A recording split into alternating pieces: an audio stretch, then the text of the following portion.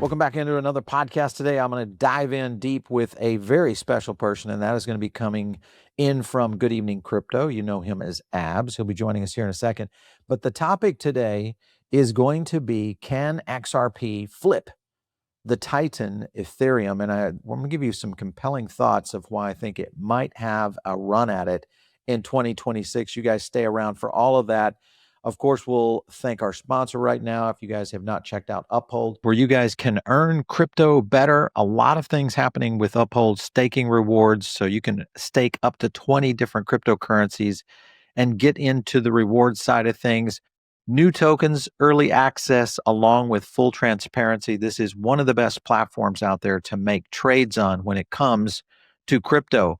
The other thing you guys should be doing is this right here. Get the card, the XRP rewards card, which comes in the form of an Uphold debit card. And the nice thing about this, guys, is you can do this without a credit check. Also get up to 6% back on all your purchases for the first 3 months. You can get up to 10% back with a direct deposit stacked in on this. So this is one of the best values out there when it comes to a debit card where you can get into your digital assets. Make sure and check out Uphold. Use the link down below. Let them know we sent you. Make sure and do that as well. Also, I want to bring in Abs real quick. And Abs, how are you, man? Nice to see you. Another beautiful day, a lot to celebrate and a lot to look forward to in 2026. Thanks again for having me on, Paul. Yeah, it's always lovely. And the cool thing is we've had a continuation of, I think, a good round of creators that come in on this show. I like the ideas. A lot of people don't agree on the same thing, which is why we try to bring on as many people and ideas as possible. So yours is no different. So for sure. Let's get into the topic today. First of all, I want to, just so everybody knows, because maybe not everybody that's following our channel has followed yours. What's the best place that they can reach you? Best place to find me is Abs GM Crypto on X. But if you're looking for daily content, I publish that on YouTube at Good Evening Crypto, guys. So if you want to head on over, we do an 11 a.m. live stream. We follow that up with a 5:30 p.m. update. And Paul, I try to implement a lot of the same strategies that you do, providing that unbiased. Now, we all have our personal bias, right? I've been in XRP since Sure. 2019. Of course, I'm going to lean in that direction. But we cover Ethereum, we cover Solana, we cover Bitcoin, and we believe there's plenty of room for all of these assets to succeed. And that's really what I'm excited about to break down during this interview is that 2026 could be the year that everyone thought 2025 was going to be. So I'm really excited to break that down. But if you're looking for my content, Good Evening Crypto on YouTube, that's the best place to check it out. You guys do it right now. Go over and visit Abs on YouTube. Abs, you look at the theory that XRP's movement in 2024, the acceleration we saw at the end of 2024, almost a 5x move. Everybody was kind of caught off guard by that. I think a lot of crypto traders did not see that one coming. Many, of course, kicked themselves in the pants for not being in the position. That, of course, may plan out to be another potential upswing for XRP, maybe in 2026. Here's the thinking that I'm looking at when you look at where Ethereum is right now versus where XRP is today. And you're talking about the number 2 and 3 asset. Ripple's plans for becoming, that favorite position for banks continues to accelerate. And if you look at some of the things that people are kind of posing right here, I want to show you this article.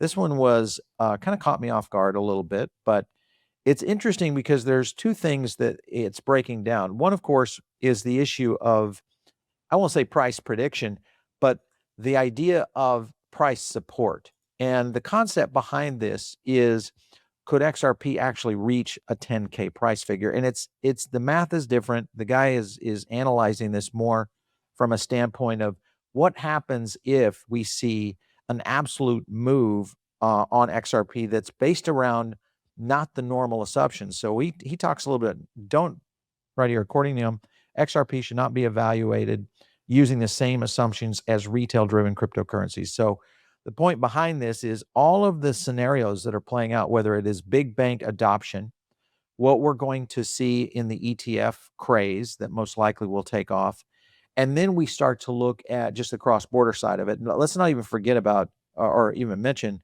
the DeFi play that's most likely going to drive a lot more interest on this. Right. When you think about this, because is there any other digital asset that has all of these things going for it at the same time? You know what I find interesting, Paul, is that when you look at how Ethereum got to be the number 2 digital asset in all of crypto, it was smart contracts and it was stablecoins. And I repeat this on my channel very consistently Yeah. because those two narratives have flipped here in 2025. You're seeing a lot of these other blockchain protocols that have the exact same technology or better, like the XRP ledger, that are enabling stablecoins and enabling smart contracts, whether it's Mhm. through an EVM sidechain or not. And I think that as this market begins to evolve and people like Matt Hogan from Bitwise or Mhm. Sal Gilberti from Chakrium enter this space, they look at it completely objectively. They don't have some financial incentive for Solana to succeed or Ethereum to succeed because they don't have enough exposure yet. So Sure. they're looking at this market and they're saying, which of these projects gives me the best chance to profit off of the growth of this asset class? XRP is quickly emerging as that number 1 or number 2 technology. And I really think that Bitcoin is capitalized on this digital gold narrative. I know we're going to break that down later on in the episode, but Bitcoin will always have its place to stay. Ethereum is the one that I would be concerned about. Now, Yeah. when we listen to people like Eric Trump, they talk about how Ethereum is building the future of finance. They're laying the grounds for what will be the digital asset class. I disagree with that fundamental analysis. Now, I agree with a lot of things that Eric Trump says. He's actually watched my show before. He's commented on one of my tweets. I've been fortunate enough to have that happen. When I think about where this asset class is going, I think protocols like Ondo and HBAR and XRP and even an AVAX, which is a better scaling solution as opposed to Ethereum, these are going to have a much bigger role to play over this next half decade or so. And the underlying thesis there is that these blockchains will also profit more than Ethereum or a Bitcoin over the next half decade or so. So when I look at this analysis, I completely agree that some of these blockchain protocols are going to operate in a completely different manner than the way that the majority of these are being judged today. Well, and let me kind of paint this out for everyone. If you're brand new to crypto and you're trying to figure out, a digital asset to make a play in 2026, a lot of people would look at the ETH asset in general, but it crashed 45%. I had what was it, 49.50 on the peak. Yeah. The main reason I think still are the fact that we've seen so much of these layer twos that have started to really kind of evaporate the value of Ethereum in general. And when you look at that, because of the layer twos impact, and then you look at the performance, because most of these, even though we do see them rising in use case, there's a little bit more of a challenge because now it's kind of diminishing the token value capture that is occurring with ETH in general.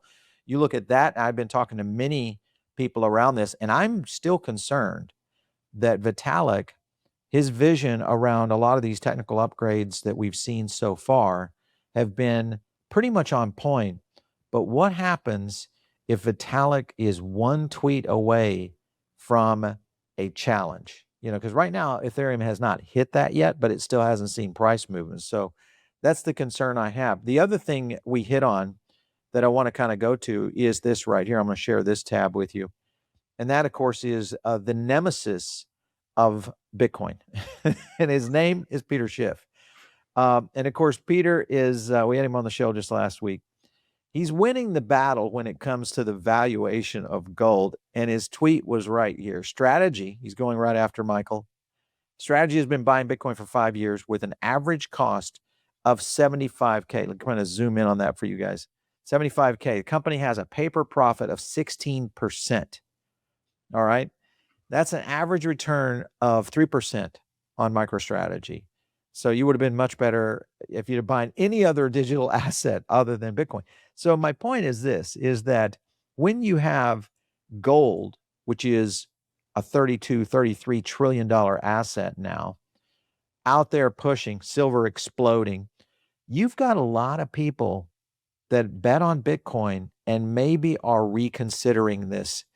The key here is they're probably going to be looking at diversification. That's why I think we might see movement into precious metals and possibly into XRP. What's your thought on that? Well, I watched your interview that you had with a Grayscale representative earlier this week, and I found a really interesting topic that you had discussed was how 2026 is shaping up to be this year where institutions reevaluate the digital asset class, and they're not just looking at products like Bitcoin. They're not even just looking at products like XRP. They're really expanding that reach into the Hederas, the Chainlinks, the AVAXs.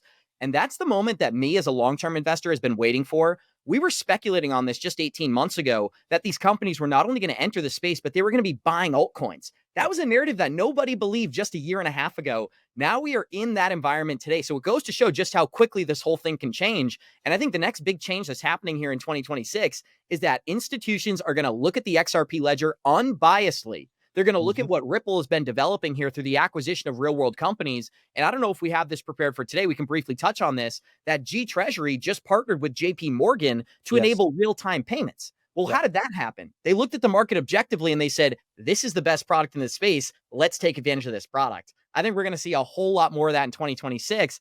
And Peter Schiff, I was fortunate enough to meet him at the Bitcoin conference this year. Very nice guy, very personable. We had a conversation. He laughed at me when I brought up XRP. But what I will say is that in the end, I think me and you, Paul, we agree on this. By 2030, he's not going to look so smart. I think that when you look at Bitcoin, and I'll let you dive in right there. Sorry about that. Yeah, no, I would agree. I think, Schiff and I have gone back and forth, and I'm like, listen, every asset has its day. Bitcoin has had its parabolic moves.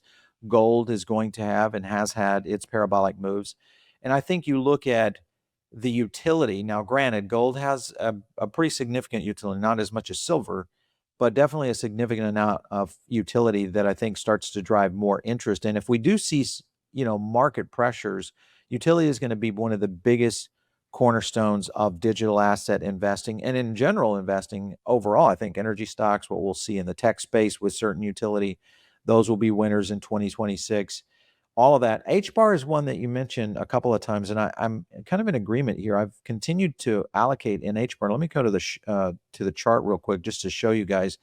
This might be one of the buying opportunities that we've been looking for with HBAR. That's the weekly of HBAR. Everybody will look at that and say, oh my God, Paul, that's a descending channel coming off of that. HBAR trading at 11 cents. Now let's remember that right there was where we had it. That was November of last year where we had that crazy spike. So my question is, do you start to see the narratives? Right there's the descending channel. And you, of course, have the narrative of where many digital assets are starting to push into this utility phase. And I think HBAR, like Ethereum, is one good announcement away, and maybe an ETF that gets a real flight under it will start to make this a little bit more known in general. So it's one to watch right here. And of course, that itself, again, takes away possibly from Ethereum, which will weaken the position for Ethereum as an asset, and that will open the door for XRP. So it's kind of like the Smash Brothers. You know what I love? XRP and HBAR. You brought this up as well, as that, and this is often undervalued. We are in a speculative environment today. Projects like HBAR, projects like the XRP ledger are yet to have their euphoric utility moment. And so I think people are still in a position where they can allocate their portfolios accordingly and capitalize on that utility run that eventually occurs. And maybe it doesn't occur in 2026. Maybe 2026 is another speculative run based on a liquidity cycle. And we can kind of break that down, because last year I was very critical of Raul Paul. This year, he's kind of won my heart back once again, because a lot of his analysis for 2026 on the debt cycle, that's what I've been talking about since the beginning of last year, where I thought that the fall of this year was not going to be that all-time high that everybody had waited for. And that occurred, right? There's a big debate of, are we in a bear market? Are we not? I've been very transparent. I think 2026, we do get an alt season. I've been very transparent about that. And my assumption is the liquidity cycle, right? That doesn't have to do with the 4-year halving. It doesn't have to do with anything in regards to Bitcoin. It's actually the debt cycle. And there's another narrative here, which is the Federal Reserve just began quantitative easing after nearly 4 years of quantitative tightening. We're going to see nearly $45 billion of capital injected on a monthly basis starting in January and ending in July. And this could be one of the reasons why we're seeing gold and silver have such a major run. Fed is already printing money. Some of these assets are already reacting in correspondence to that. So I guess kind of tying this all together is that when I look at a product like HBAR, that's a product that I believe when utility actually enters this market, when we're talking about smart contracts and tokenized assets and leadership teams, right? David Sachs is connected to Hedera's governing council through the Bitwise partnership. So really interesting people leading this narrative. And what I would say is that even if we just get a speculative run, like I'm predicting just a liquidity cycle, Hedera is one of these projects that I think will break its all-time high. None of these altcoins really outperform. I think you'll agree on this, Paul. We were all waiting for this alt season, and it just simply never occurred. Yeah. Solana barely passed its all-time high. Ethereum, and this fits into our conversation, barely passed its all-time high, didn't even reach $5,000. That is not the alt season that we have become accustomed to. I wasn't here in 2017. I was here in 2021. There were products like Gala, for example, which were down in the dumps at a fraction of a penny and launched all the way to like 70 cents just based on liquidity and speculation. Right. So if we get that environment again, which it's anybody's best guess, I believe we do in early 2026, I'm thinking Q1, Q2, and I'd like to be held accountable for this assumption, right? But this is my thesis. I believe that products like Hedera will benefit much more than some of these outdated, like a Polygon, a Litecoin, a Polkadot. But that's just my thesis.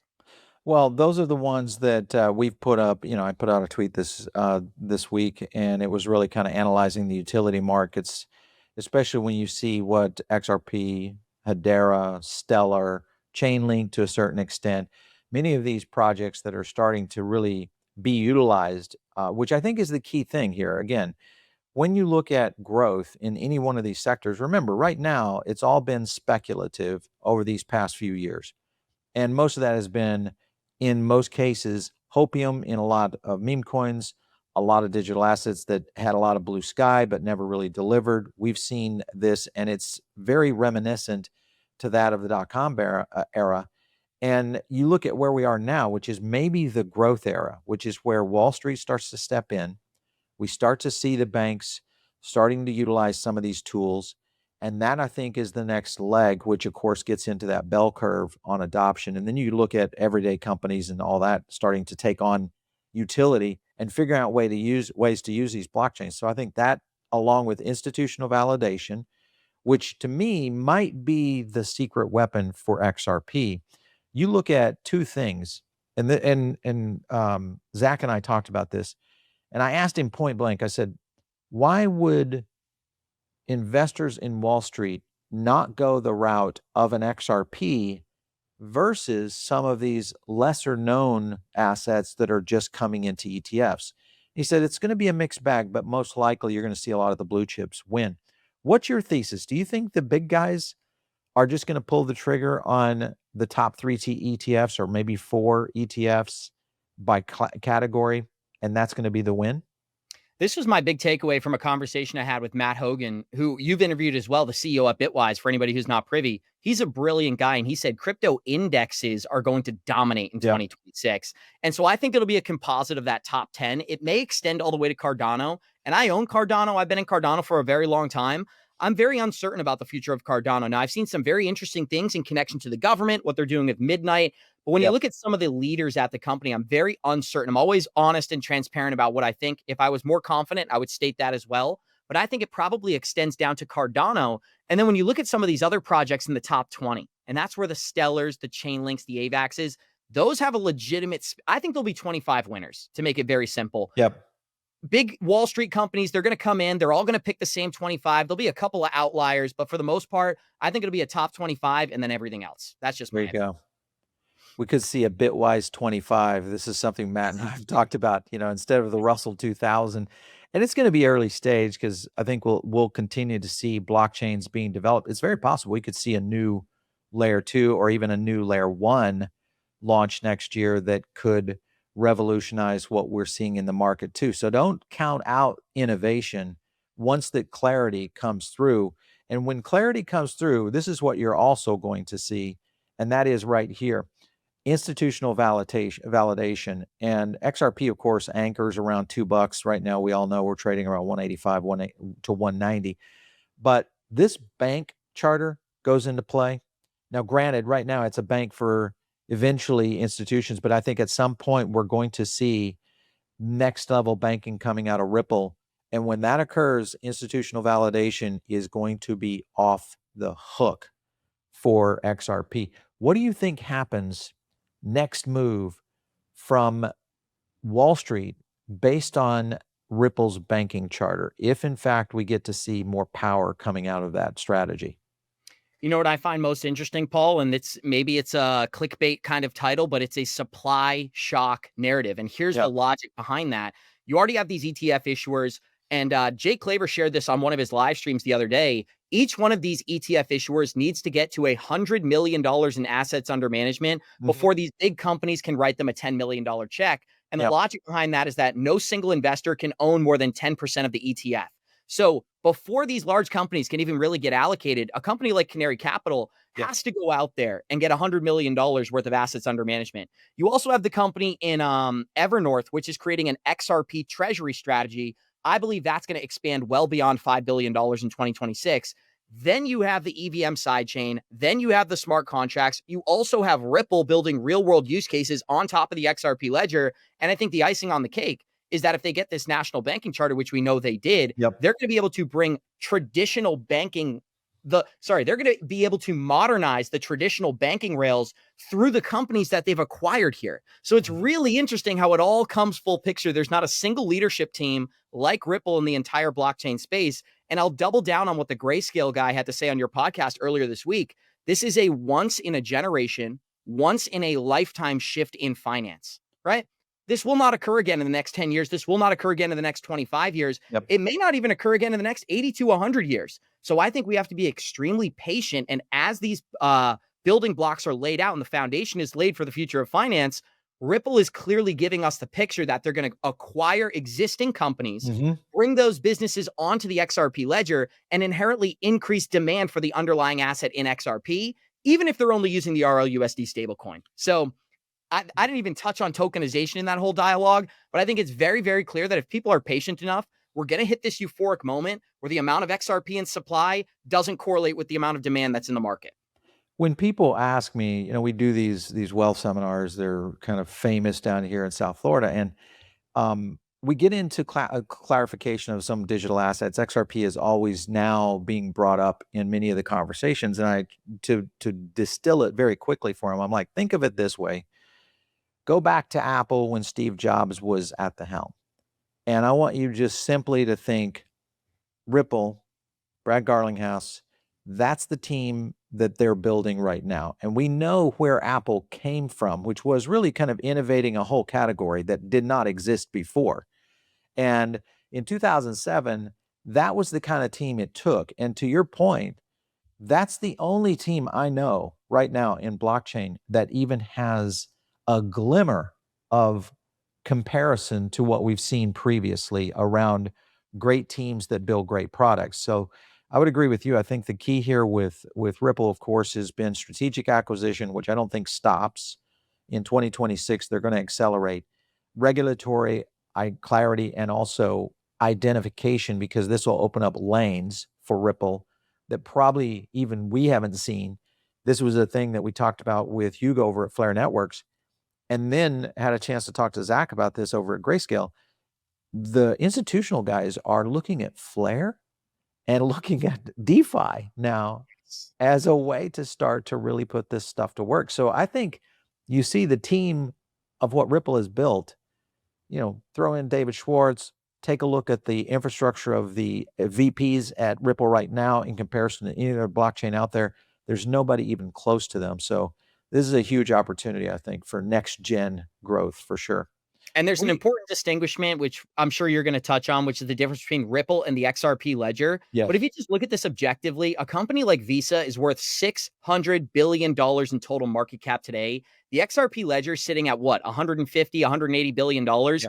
To me, that's extremely undervalued. And I think if you look at where the XRP ledger could be over the next 3, 5, even 8 to 10 years, I know people don't want to be that patient, but we're all going to be here. That is the time when I think we're going to see this euphoric exponential growth to the upside, just like you saw with Apple or Amazon or Meta or Google, because once these companies become a pillar in the American economy, there's nothing but upside in front of them for the next decade or so. And I think Ripple is positioning the XRP ledger to be that Apple, Amazon, Meta, or Google in the digital asset space. So I think all of our listeners who are patient enough and understand that vision aren't going to be scared by a 30% downside or even a bear market if we go there. Well, I think that's the key here is even Apple had bear markets after 2007. Let's just remember, you launched the iPhone. Next year, we have basically an industry meltdown across all things in terms of investment. So it's not abnormal to see those kind of cycles come in. And I think a lot of people are looking at digital assets now differently because they are looking at this instead of a short-term play, much more as a long-term play. And when you think long-term plays, you always go to the core of what is your driving your investment thesis. This sums it out, I think, really well, was this article. And we've talked about all of these topics here on the show before, but if you're brand new, these are the key things. You had the SEC settlement, passage of the Genius Act, that, of course, created some legal clarity, but I think it's still coming with what we will see with the Clarity Act. Then RLUSD coming into play. This is now a huge settlement-focused stablecoin, so that's going to grow. We just crossed $1 billion in terms of total value, and including a lot of these pilots, Visa, as well as their prime brokerage. So you've got that going on. The approval for the national bank charter, that's going to be a huge next generation opportunity for Ripple.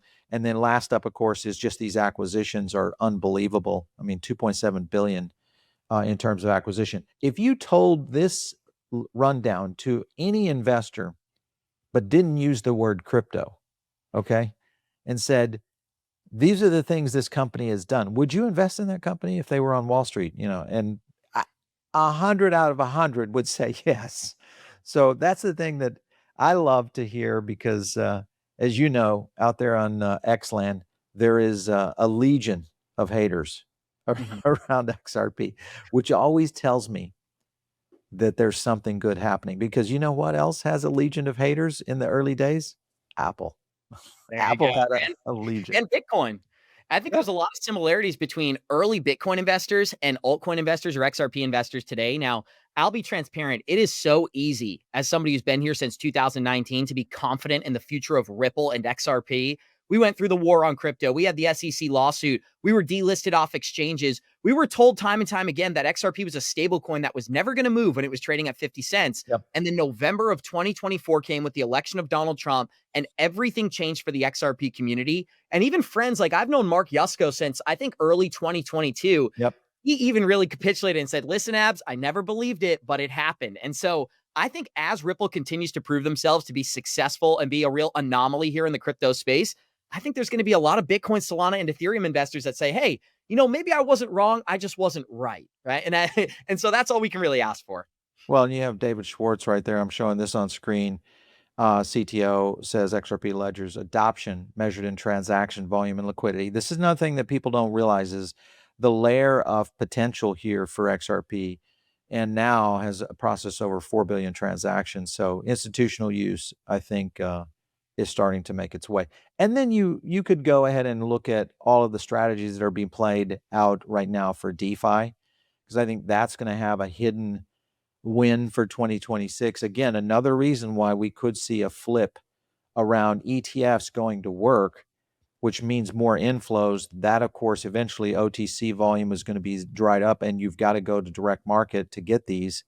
That changes price on Ripple, and of course, we know what that does in general. So all of that happening, along with the fact that we are seeing this institutional framework really being built around us right now. And you think about clarity, and I know this is a big question that everybody asks a lot, is what happens if clarity doesn't come through? Does this hurt Ripple? What's your opinion on that?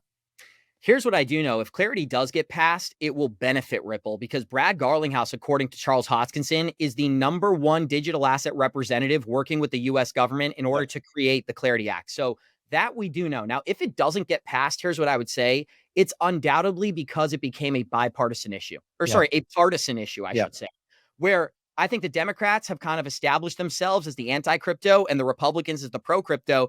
And I've been very supportive of Donald Trump. I've been very outspoken about that. One of the things I think he did incorrect was launch his meme coin, because I think there's so much manipulation that can happen. Like, there's so many examples of people launching crypto projects and having good intentions, and then market makers come in, liquidity providers, and all of a sudden it's in a bear market and nobody can explain why.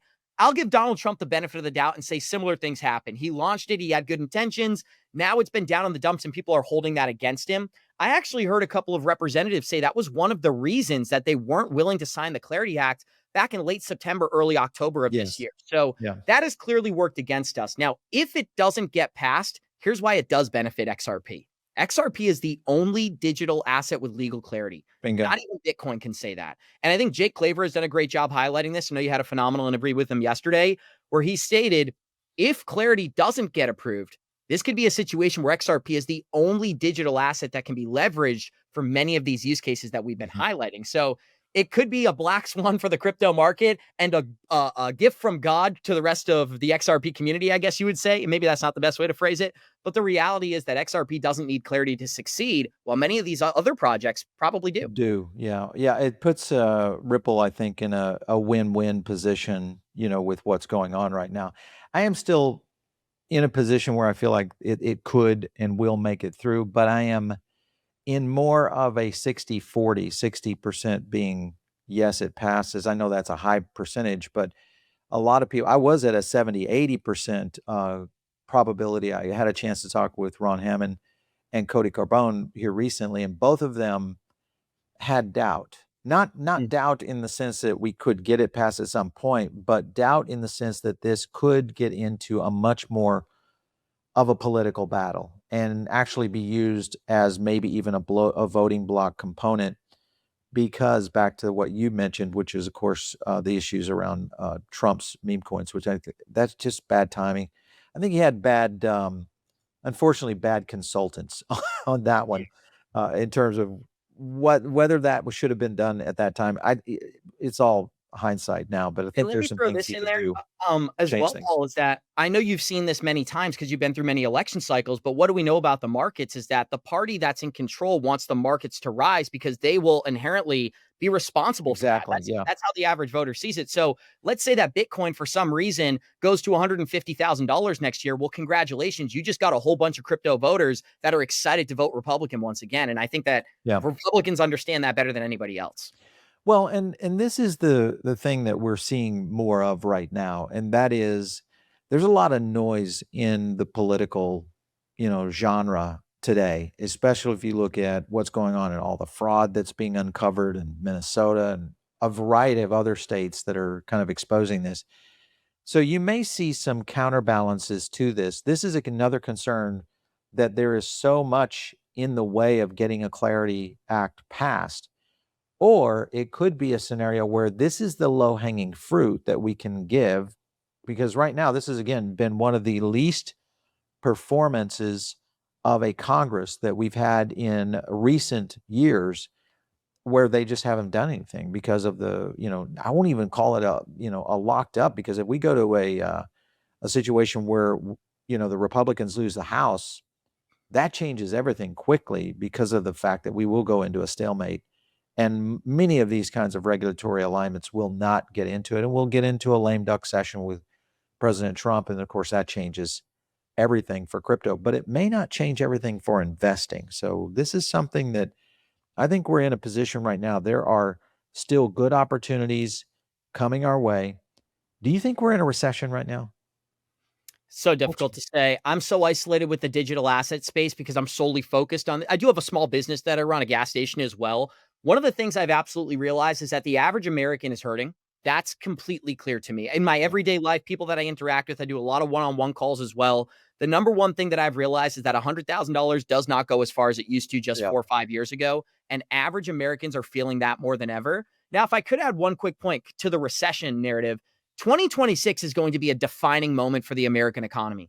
If Donald Trump replaces Jerome Powell and we get interest rates down to 1% and they flood this market with liquidity and things are outperforming, I think that could be the final euphoric moment before an actual recession. And Mm. I don't think we need to get into all the nitty-gritty details necessarily, but 2026, because it's an election year, because the liquidity cycle, the replacing of Jerome Powell, all these different narratives kind of aligning, I think 2026 could be a very optimistic year, followed by some negativity in 2027. Now, I'm not sure how other people feel about that. I'm not sure what your analysis is, but 2026 looks like it's going to be a year where the US government does everything they can to pump these markets heading into the election cycle, and that'll hopefully benefit a lot of the risk on assets that me and you discuss.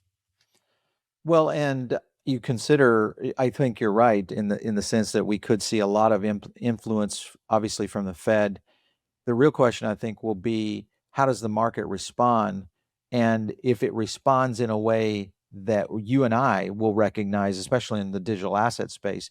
Because if you look at, let's say, another rate cut in January, I think it's the 28th is when the next FOMC meeting happens. Where do you see the market if we get a quarter point in January? Do you feel this is a flat move, possibly a catalyst? Where would you stand? I'd say flat move. I Okay. think that if we're going to see anything major, it's going to take a series of reductions throughout March, all the way through until the end of March to really show that pivot. But I think the defining moment is going to be what has kind of lost a lot of attention recently, but it did have a lot of attention a couple of weeks ago, Mhm. is that Donald Trump is going to be replacing Jerome Powell with somebody whose sole purpose, according to Donald Trump, is going to be to reduce the rates down to 1%. And Yep. that's what the sitting president has said. That's not my opinion. So if that's the case, if we get a new Fed chair, we may see that real effect, that one that you're kind of outlining here.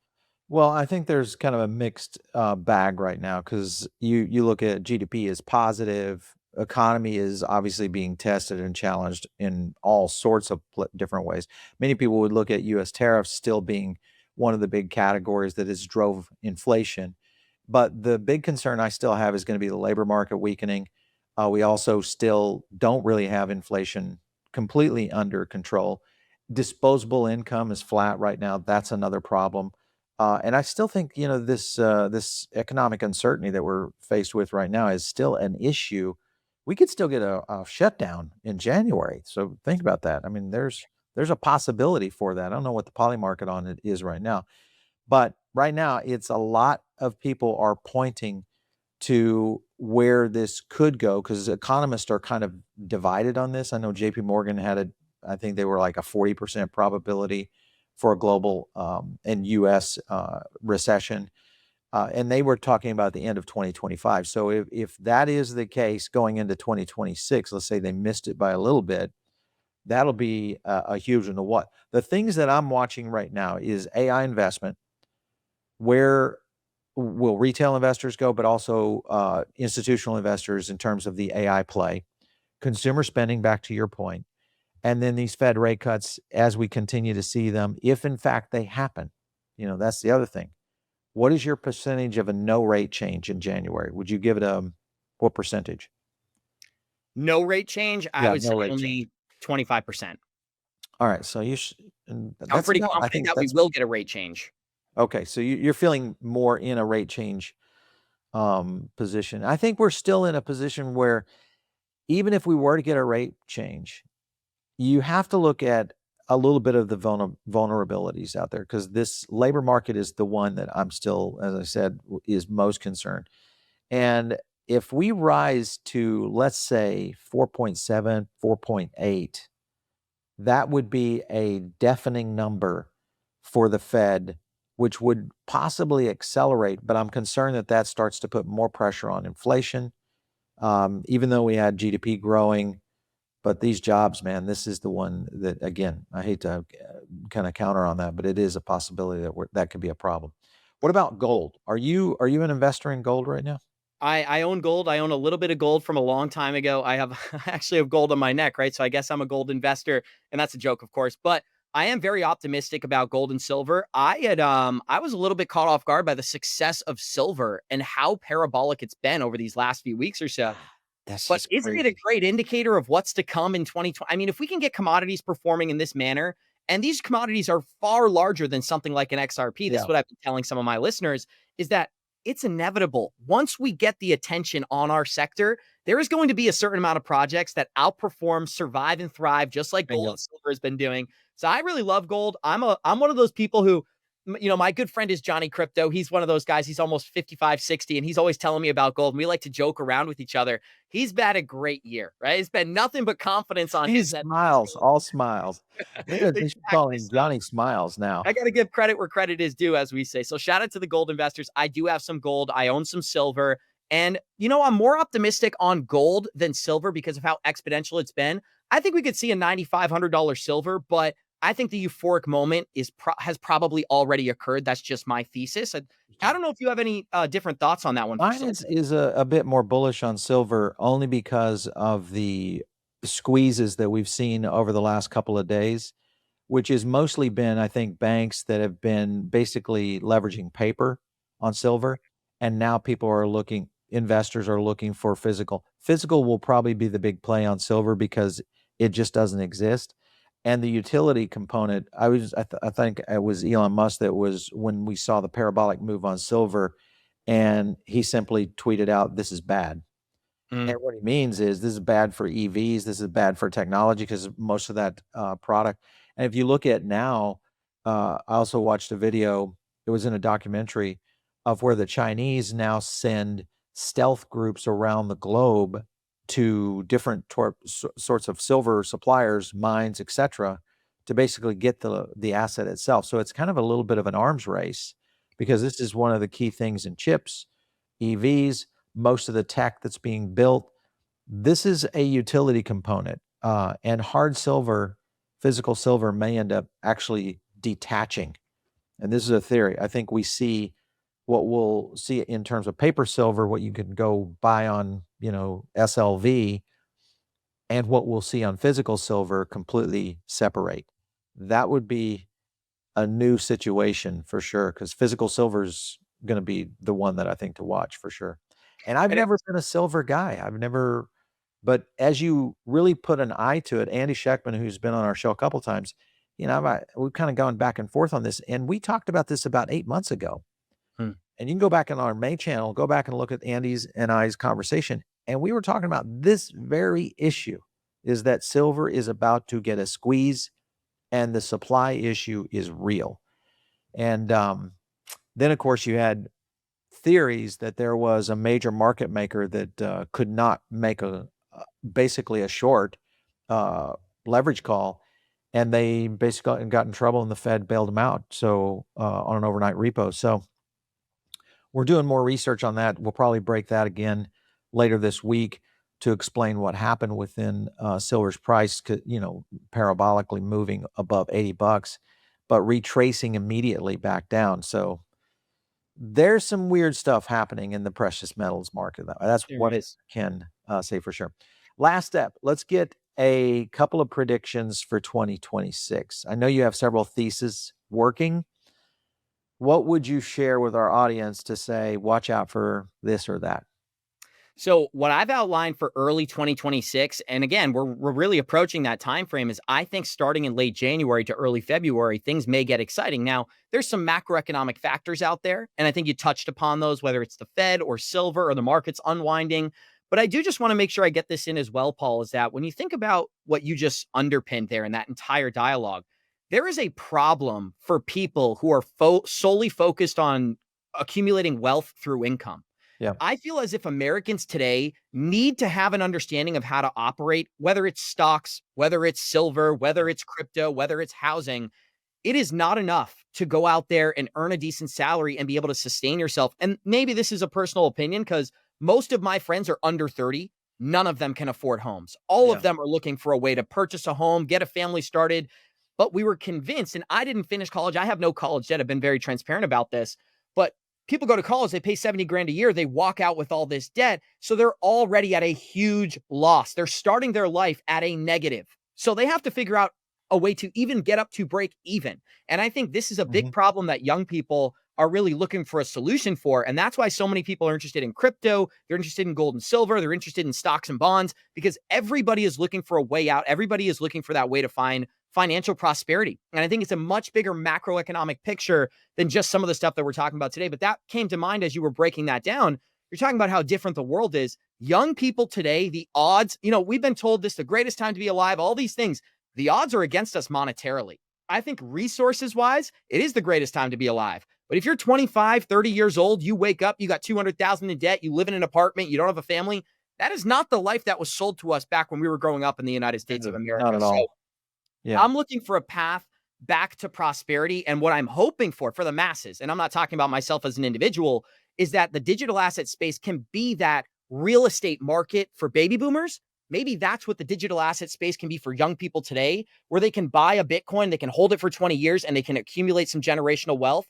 Very similar to what my grandmother did, who purchased a home for $10,000 and then sold it in 2020 for 400 grand. These are fake numbers, guys. But the point is the same. I think young people are looking for that outlet. And I just wanted to make sure I touched upon that, but I can't get into my predictions as well. I'm not sure if you had a comment there, Paul. Well, I think the point is that you're hitting on. This was a tweet I put out actually this morning, and it aligns with what you're saying, and that is the difference of taking risks and throwing darts blindfolded. And I think that it's going to be smart leverage on real business. This is what beats meme coin roulettes every time, is what I'm saying here. But here's the thing that I think a lot of people make a mistake on, is separate your stay alive money. And because they get into this whole idea of my bank account or my investment account is all my money, and they're in there exposing it. You've got to get into a number go up bag, and that is the risk money that you're willing to bet on, and go out there and work that with strategy. And I think some of the, things we talked about here in terms of utility, the utility winners, we've listed them all, XRP, HBAR, Link, XLM. Those are the ones I would kind of picking up. And the reason is because these are business plays. These are all real business plays. Yep. So what would be yours, for 2026? So it was an interesting layout, because a friend and I were kind of talking about this whole issue of, I said, you got to separate your investment bags. Your money go up bag or your money number go up bag has got to be separate. And that's the risk bag. You go out and really accelerate, leverage, play with it. You may lose, but you also may win. Back to your point of the issue that everybody's faced with right now, because it is a bet cycle for sure. And I think you probably resonate with this message as well, Paul, is that if you are in a situation where you're gambling with money that you need to spend, you're not in the right market for that, guys. You're in the wrong Step out of the crypto space, get into something much safer. But if you do have some expendable capital, and the way that I did it, I've been transparent about this, is I just dollar cost average for years. I never made these large lump sum investments. Maybe in early 2019, when I look at the numbers, some of them are pretty large.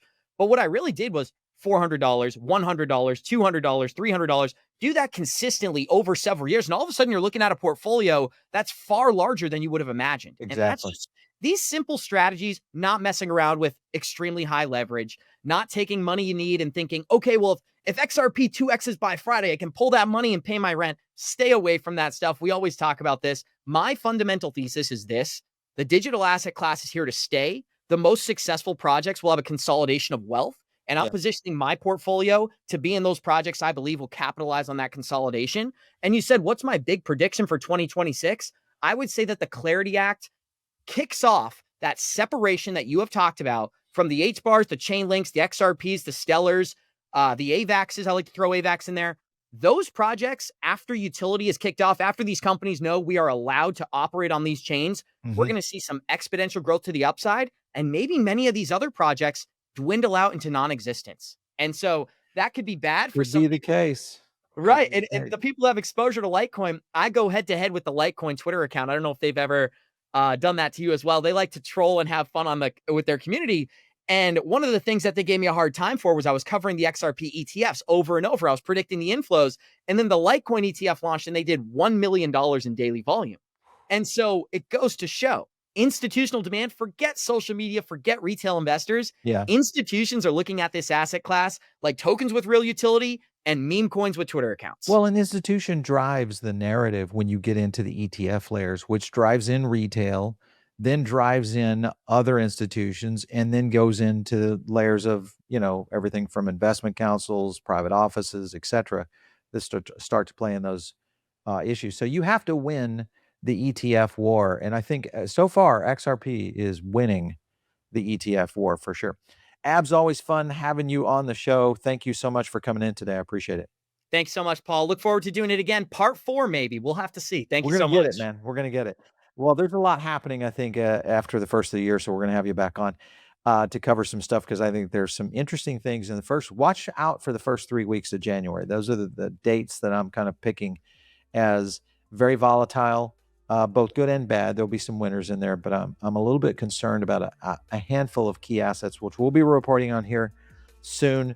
Make sure and follow Abs out there. Good evening, crypto. And we will catch you next time right here on the XRP Pod. Take care.